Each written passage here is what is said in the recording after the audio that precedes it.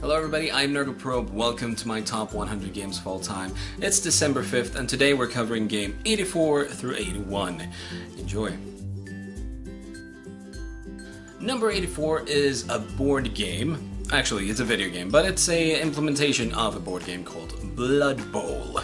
And the one that I put on my list is Blood Bowl 2, but I also put /Chaos Edition, which is Blood Bowl 1. Basically because they both cover the same game, except Blood Bowl 2 does it a bit more user-friendly, while Blood Bowl 1 has a lot more races and teams to play. So Blood Bowl is a fantasy American football / rugby kind of game. You need to do touchdowns with the ball that you keep in your hand, so yeah, football. So that's why I call it rugby. I think that makes more sense. And throughout this, you always play a campaign. You build your team. You have 11 players. In your team, you have different positions, different skills, and all the players. And throughout the game, you play multiplayer most often. You should play multiplayer if you don't. You play against other teams with 11 players, obviously, against other players, and through a campaign or a league. And when you play, if you manage to injure your opponent's players, for example, you actually get experience points. It's called SPP. I don't remember right now what it's called or what it means, but for every touchdown you do and for every successful pass you do, you get points. So your players can level up throughout the league, and you can give them skills and new things and heighten their stats if you're lucky enough to do that. So yeah, Blood Bowl is a great tactical. It's turn-based game. So you have a grid, which is the field that you move your players over, and there's a lot of thinking. And it's a very fun board game for the computer, I would say. It's probably one of the best ones. Can't think of another one that's better implemented than Blood Bowl right now. So yeah, my number 84, Blood Bowl.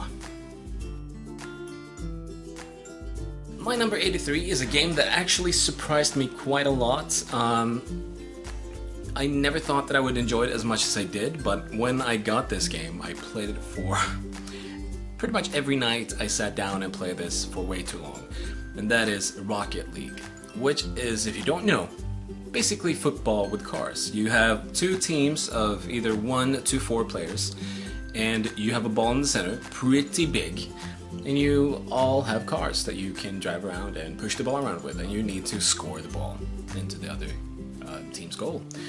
The thing that the cars also can do, they can go up the walls. You're kind of in a cage, and the cars can go up the walls, and they can have a turbo thing that makes them able to jump or almost fly or float through the air and hit the ball in the air and such. It's a very cool game, and watching pros play this game is really entertaining. So yeah, my number 83, Rocket League.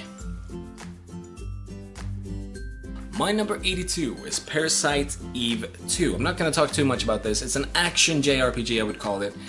A continuation of a game that is higher up on this list.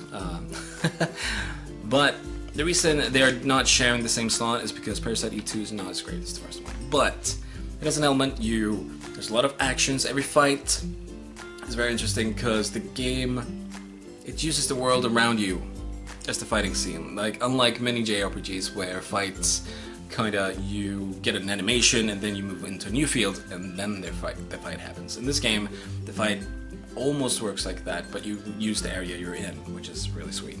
But yeah, Parasite Eve 2, check it out.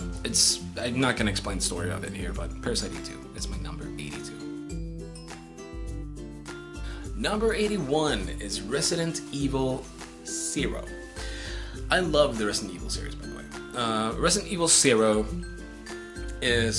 was out for GameCube when it first came out. I think they're making a HD.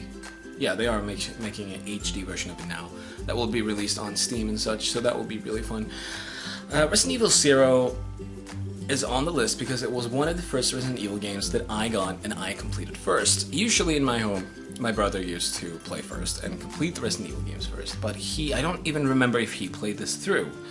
And it really felt like my Resident Evil because of that. And I love, this game takes place before Resident Evil 1, obviously 0.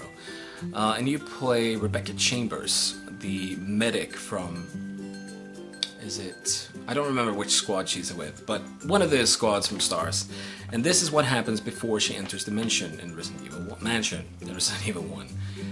And first of all, it doesn't feel very canon, because if she saw all of this before that happened, why would she not? You know, because she's very oblivious in the game, Resident Evil 1. But I guess they didn't know they were gonna make this game then, but yeah. It's a great game. You fight against, instead of zombies, well, there are zombies as well, but you also fight against these kind of parasite things. Or larvas that take over different creatures. Don't remember exactly everything. The game is not that big. It's kind of short, but it still uses the same kind of graphics or a style that the old Resident Evil games uses. So cameras that are stuck into areas, and you have these angles that are forced on you, and you have to move around them.